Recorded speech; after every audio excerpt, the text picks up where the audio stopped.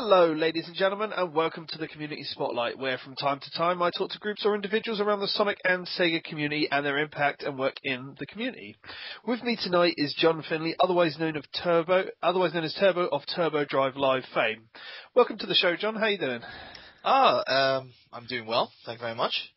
That's cool. It's good to have you here. Another one of the big names, as I like to say, within the Sonic community. I mean, one of the big things that you are currently known for is having the longest running SSR show, which is migrated to Radio Sega, as quite a few people know. Well, I wouldn't say longest running. I would say longest continuous running show, being that I never take breaks. Workaholic. Yeah, pretty much. I always try to push out a show every week. So, yeah, I'm pretty much just continuously ongoing, never stopping. Yeah, it's always good. I mean, obviously a lot of the radio shows do take breaks in between, like seasons as they like to call it, but continuously going on does show a massive amount of dedication, and it's good to see, you know, and have you about for that long time. How long exactly have you been going for now? Geez, that's asking a question. Probably like 7 years now. That's a long ass time. Yeah, it's been a good while. It was roughly around 2005, 2006 where it all kind of like started to kind of like kick off, you know, with Turbo Drive Live, and of course it's got a long history to it, so yeah. Oh, no doubt. I mean, obviously being for 7 years, you've been through all the ups and downs that the Sonic and the Sega itself have gone through, no doubt, and reporting on it from week to week. But, I mean, let's start at the beginning. I mean, where exactly did you come up with the idea of, like, Turbo Drive Live, and when exactly did you get the idea to make it a radio show?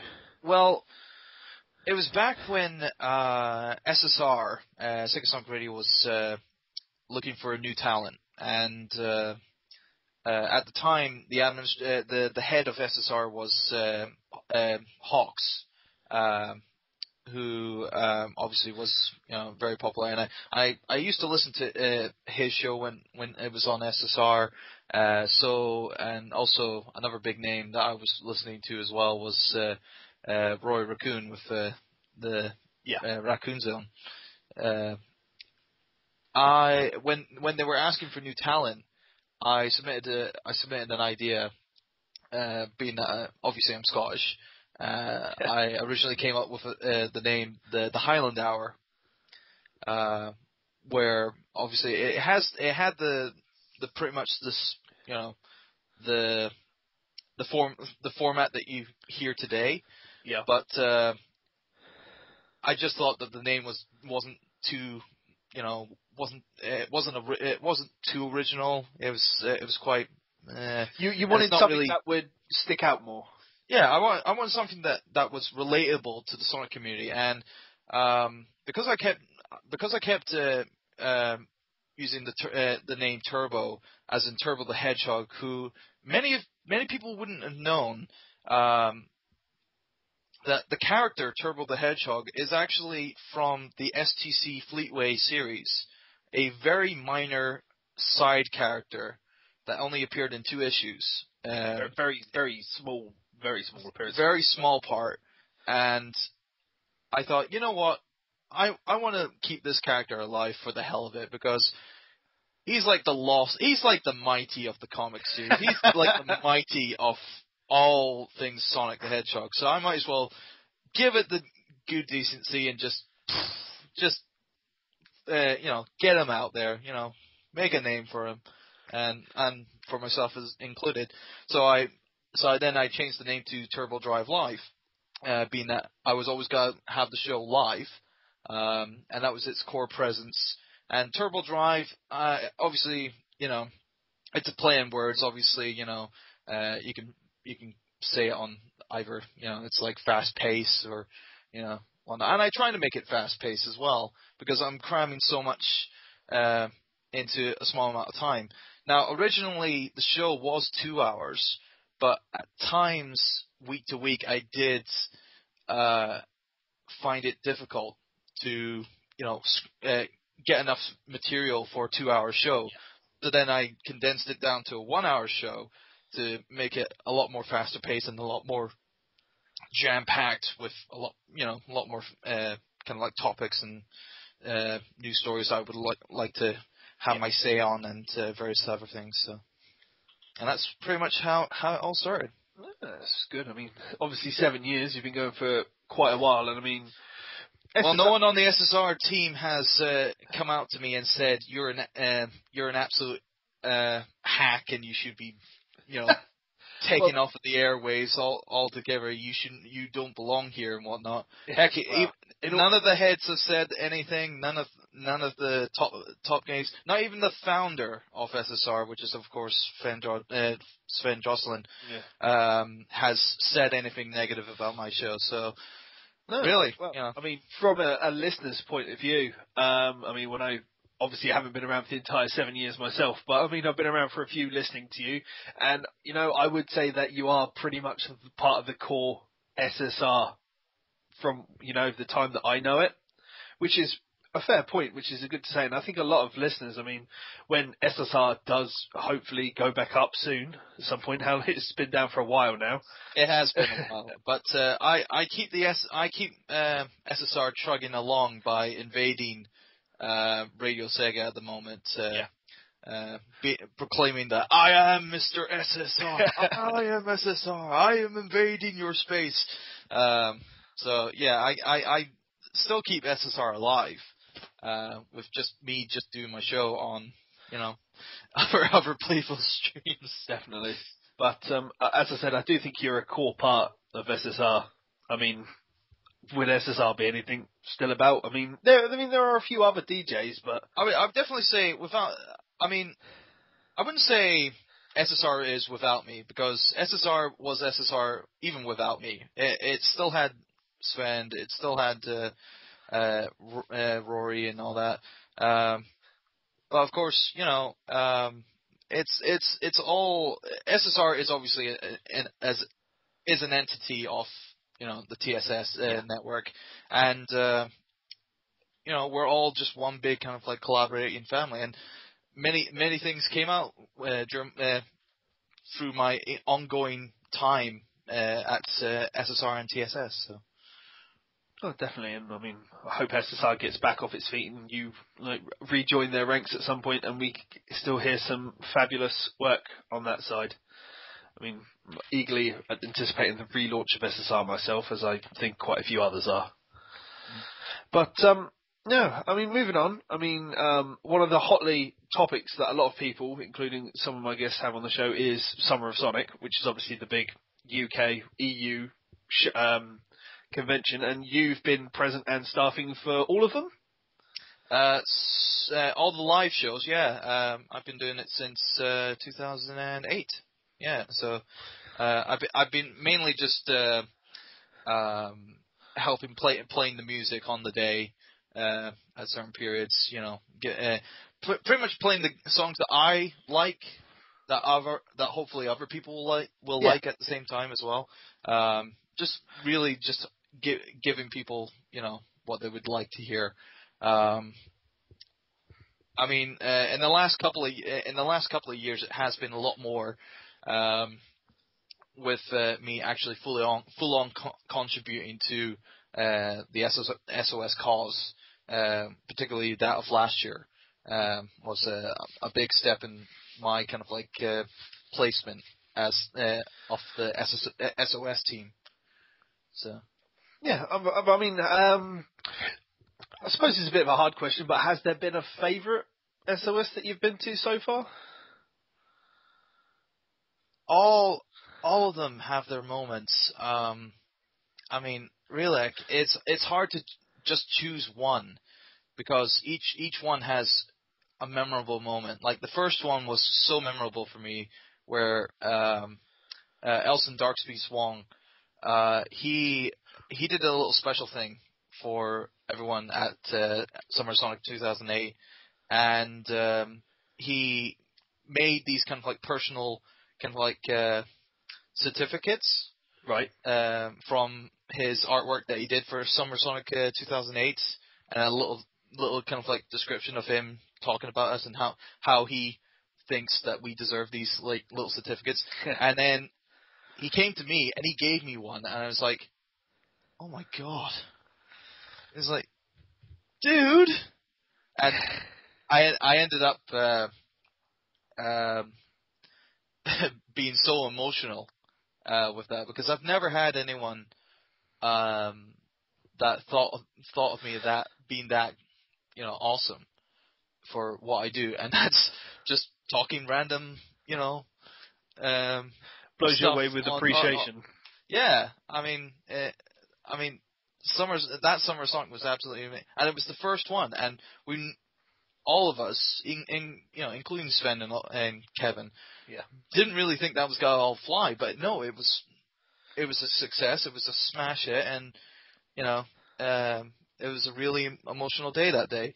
I mean, obviously other memorable days like 2010, obviously Crush 40, the day Crush 40 made their UK debut. Yeah. Where on that day, obviously I had my own kind of like personal moments where I was able to play a song that Katie Satori, I can't remember her last name, but Shadow Girl, who eventually performed in the community showcase the following year, and I was very proud to be a part of that, because if I didn't play that song and I didn't hear her music, I wouldn't have thought that, you know, she was awesome. But no, when I was when I was given that opportunity, I was like, damn, this girl's good. And it's like, you know, she's lovable. And throughout that entire year from 2010 to 2011, I said, guys, I need this girl on the stage. Come on. And so I'm not a person who usually asks about this, but I want her here. And when the rest thought up of the community showcase, they, you know, took the idea and, you know, gave Shadow Girl the stage, and she got her chance. And I was proud of that. So. Yeah, it's good. It's always good to see the progression of things, you know, and especially, you know, from you knowing a more musical sense than a lot of others, being able to just voice your opinion on something like that and get Shadow Girl over, who had a big impact with a lot of people at SOS 11 last year. I do remember there was a lot of things, because she was happy to be there as well. Yeah, well, she was happy at 2010, but obviously 2011 was probably even more magical that day, being that she got a chance to sing. Yeah, sing on stage, and, you know, let other people hear her live. So. No, that's cool. Well, it's good. I mean, again, I mean, as you know, everybody has differing favourite parts from Summer of Sonic. It hits so many different people in so many different memorable ways. So it's good to see yours. Going forward, are you looking forward to this year? I mean, obviously from what's been announced so far, but we know that you're behind the scenes and know a little bit more. But you're looking forward to it for what you do know?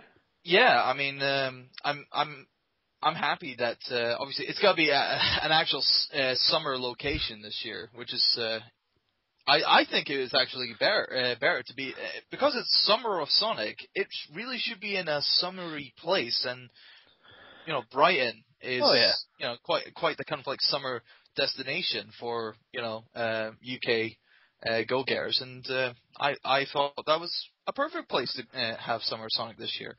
Other things, obviously, Crush 40 coming back to, you know, and Jun Sonoy. I love Jun. I think everybody loves Jun. Yeah. Jun does some crazy stuff. I mean, last year he went out to that massive queue as well, didn't he? Yeah, he was at the queue outside. What was it? What was it called again? I can't remember the place that we were last year. Campton Center. Yeah, that's the one. Campton Center. And he was just outside, you know, meeting with everyone, signing a couple of things, taking a few photos and stuff like that. The guy's a legend. Oh, in definitely. all sense of the word. Definitely. But no, he's coming back. time of recording, 2 Nigels have obviously been announced today as well for SOS. Yeah. So I actually, funnily enough, I actually got a chance to meet with Nigel Dublin when he was here in the Highlands. For another convention. And we actually got into a good conversation about Summer of Sonic and also his other projects that he's done in the past. And I got to see a lot, and it was great to actually have a chance to talk to Nigel Dublin proper, because at every SOS that he's attended to, I've never had a chance to actually talk to him too much, because either A, I'm too busy, or B, he's too busy. And it's always the case with Summer of Sonic, because everyone wants to see the the big guests, and obviously the 2 Nigels are big ones. But the only time I ever got a chance to talk to both Nigels was in 2009, where Old Brick Lane? Yeah. Old Brick Lane, and the only thing I got to discuss with each other was, would you like any sandwiches? And that's the only time I ever got a chance to talk to him. And I actually brought it up, and obviously he can remember, and it's like, yeah, it was like 4 years ago, so yeah, you wouldn't have remembered it now. But no, it was actually good to actually have a good chat with Nigel and Nigel Dublin, and he's coming back for Summer of Sonic, and both him and Kitchen. I think Kitchen's obviously the longest running guest that has come to Summer of Sonic, I think. Being that he's actually been to every single Summer of Sonic since 2008. Yeah. So wow, it's a great achievement for him. Oh, definitely. I mean, I don't think a lot of the visitors and the goers to the convention actually realise that the staff don't really get as much time with the guests, you know, as they do. Yep. I mean, all together, it is it's still a community event, but the people that go to see SOS, I think sometimes they don't levy out how much that the staff miss out on as well, just being able just to help out and volunteer for it. Yeah. But at the end of the day, I mean, I can only say it from last year, but it was good to see smiles on people's faces instead of just going around and just looking at everything. So, I wonder, I think that's the same for you at the end of the day, but... yeah, definitely. I mean, being to just interact with, people, guests and visitors alike, is obviously a better thing than just looking at people, looking at faces, looking at things and whatnot. No, it's the whole interaction of SOS that's the key element of that community convention thing. So right, it's good. Yeah, I mean, being a DJ, as we've mentioned for SSR, and obviously you've done SOS. I mean, you've mentioned how you've got certain songs that you play that you like and you hope others will like. Are there any certain songs that you'll always, in a pinch, jump back to? I always tend to jump back to. Now, it's not a song, it's not like a song, but it's always an album. I always jump back to the Sonic Adventure remix album. Oh right, yeah. It's probably the most underrated remix album in Sonic musical, history. Yep. Because it actually has some kick-ass remixes that no one has probably heard of, and I always tend to play at least one or two from that remix album. And I actually got a physical copy not too long ago from a good friend and merch lover himself, Mr. Adam T-Bird Tough. Yeah, it's like obviously it's always best to have a physical copy on hand. Definitely. And really, having the remix album is definitely really cool for me, because I love the remix album. I mean, they're not all great, obviously, but there are a few there that are really, really good, and I always tend to play them at Summer of Sonic every time. That's the album with the Transmutator mixes, isn't it? Yes. It's got two or three. There's the Open Your Heart one, and I think there's the Believe in Myself one. Yep. Yeah, I think that's the one version of Believe in Myself that I can actually listen to on a regular basis. Yeah, I think it's just the beginning of it is really good, and then when it kicks into the bass, and Oh, definitely. it really hits hard. So No, that's cool. But no, it's good to see. I don't really get a chance to ask a lot of people what their favourite albums are or songs, because a lot of people in the community will immediately jump back to like this Crush 40 song or that particular remix. And I think Sonic Adventure Remix, as you said, is one of the really understated and underestimated albums. yeah, it is definitely one of my favorites.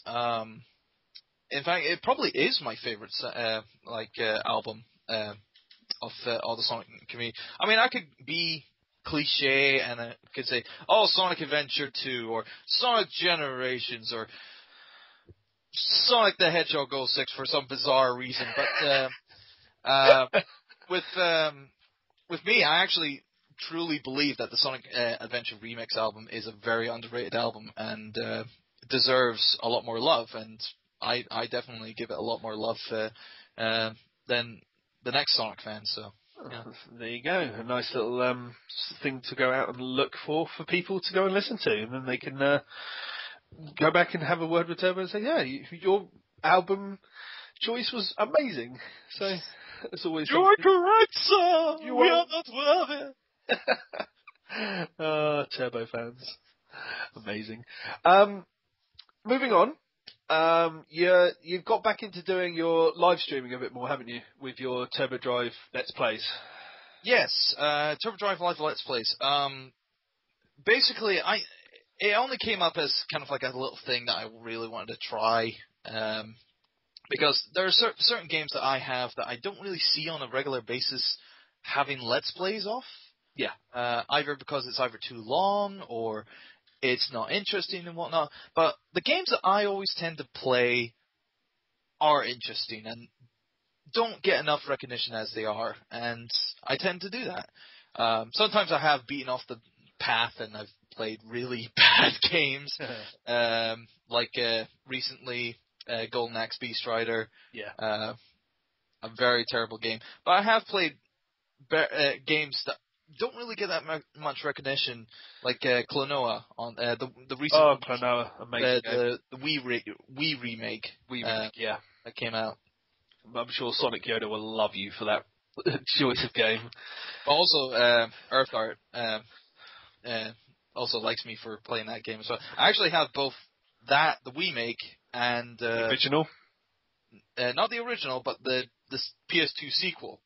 Oh right. Jesus.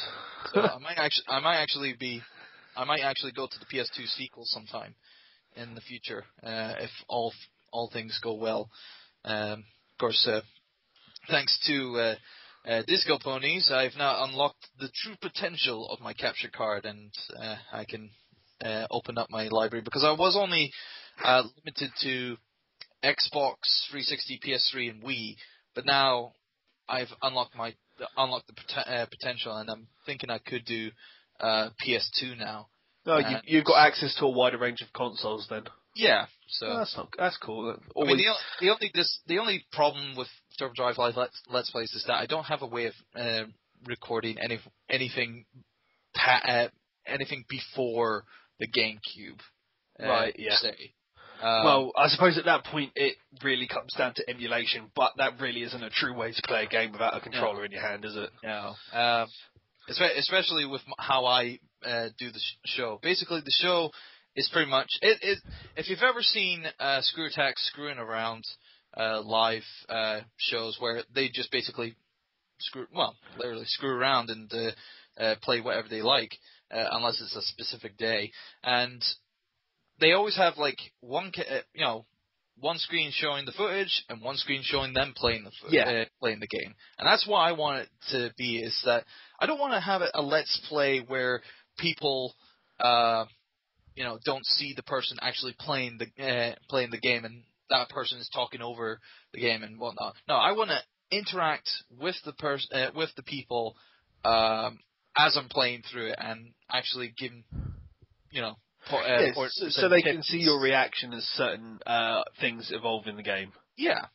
And obviously, the whole emphasis obviously is live. And it's like the live emphasis point is the best thing, because you get to see my actual reactions straight away, and and responses to this, that, and the next thing. Yeah. Of course, there is a problem where I do concentrate quite intensely, and then I don't stay silent for a good while, and it happens. But in all sense, it is still something that I really wanted to do and really wanted to try out. And so far, I am actually enjoying it. So yeah, that's good.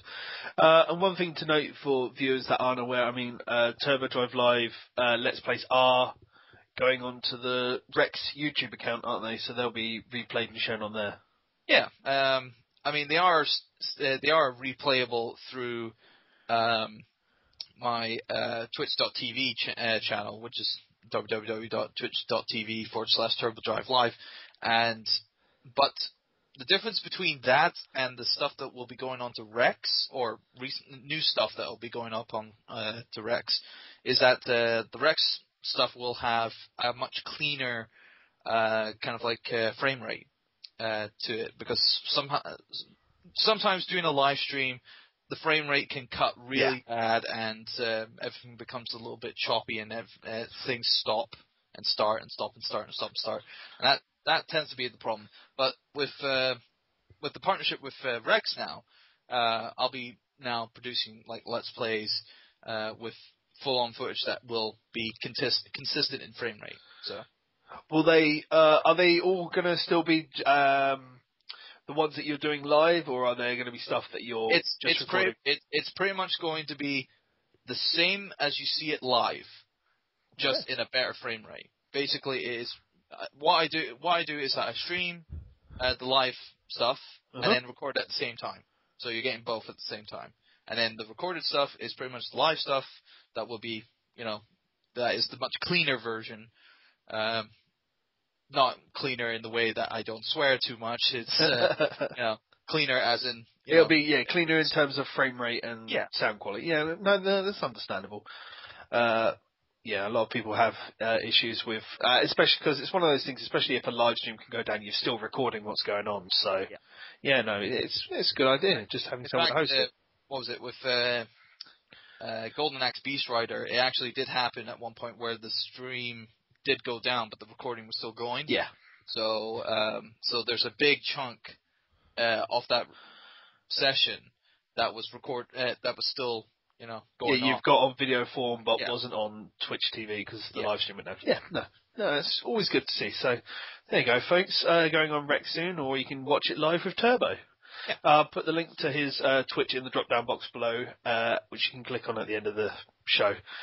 I think we're coming up to the end of today's program, though. Is there anything that you want to bring up in general, John? Projects in the works or anything else? Well, I could definitely say a couple of things. Like, I have a little story about how in between the first Summer Sonic, that was the web version of Summer Sonic, and the live version of Summer Sonic, me and another DJ by Supersonic, I think, what was it? Supersonic something, I can't remember. No, Hypersonic DJ. Oh, DJ Hypersonic. Yes, sorry. God damn it. I'm very bad with, I don't know why my brain is frazzled there. Yeah, DJ Hypersonic, yeah. Hi. Me and him, he came up with an idea because it was Sonic's 17th anniversary, there was nothing going on that time with Sven and whatnot. Yeah. So he said, he came to me and he said, dude, I've got this idea. Why don't we do a 24-hour marathon celebrating Sonic's 17th anniversary? Right. And I said, cool, let's do it. Let's get everyone else in. And that essentially has been a staple since since then has been a staple for SSR to have like a 24-hour marathon, either celebrating Sonic's 20th anniversary or like Project 24, Project 24, where we have like a 24-hour stream doing this, that, and the next thing. And that's been one of the kind of like projects that I've been quite proud to actually be a part of, or have been a part of, to kind of like extend on SSR as a whole. Yeah. Well, I mean, being an avid listener whenever the Project 24 stuff's on, it is a really good way. I mean, it brings a lot of the DJs on into the one whole day slot. So not only is it good advertising, I mean, in general, for the entire SSR community, but it also showcases everybody, and gets them all in. And it's generally just a big lot of fun to listen to as well, because you've got all the diversity throughout the day. Mm-hmm. So no, that's really good. So that's like a little insightful thing, as the history of SSR and history of Turbo Drive Live and whatnot. So, well, yeah, but yeah, I think that's pretty much the end, the cusp of the ending there. So I mean, it's been good having you on, John. Thank you. Have you got any social media stuff that you want to do a shout out for that people can go and click and link to you to? Well, if you want to follow anything Turbo Drive Live related, do follow me on Twitter using the @tag @TurboXLR, all in one word, in capitals, and you'll be able to keep up to date with all the Turbo Drive Live stuff, including live casts and Let's Plays. I don't have a Facebook. Well, I don't have a Turbo Drive Live Facebook or anything. I've got my personal one, and I keep that personal. Yeah. But as for Twitter is the easiest way to get informative with TDL and all its goodness and craziness and profanity and all that rubbish. But that's essentially the best way to get in contact. So @TurboXLR on Twitter. Oh, that's cool. That link and, as mentioned before, the Twitch TV link will be in the drop-down blocks below, so feel free to click on them and go and obviously listen to Turbo XLR, Turbo Drive Live, even what am I going on about? Turbo Drive Live, currently playing on Radio Sega, hopefully going back to SSR soon. What's your time slot on that at the moment, Turbo, for those that don't currently, Fridays at 8 p.m. GMT, or UK time. UK time, yeah, so there we go. And that would be 3 p.m. Eastern time. That's about the only American time I know off the top of my head, so hopefully that's useful to some folks. But, yep, we're done for the evening. It's been great having you on, John. Thanks a lot for joining me tonight. No problem. Thank you very much. And hopefully I'll catch you all next time on the Community Spotlight. Good night, folks.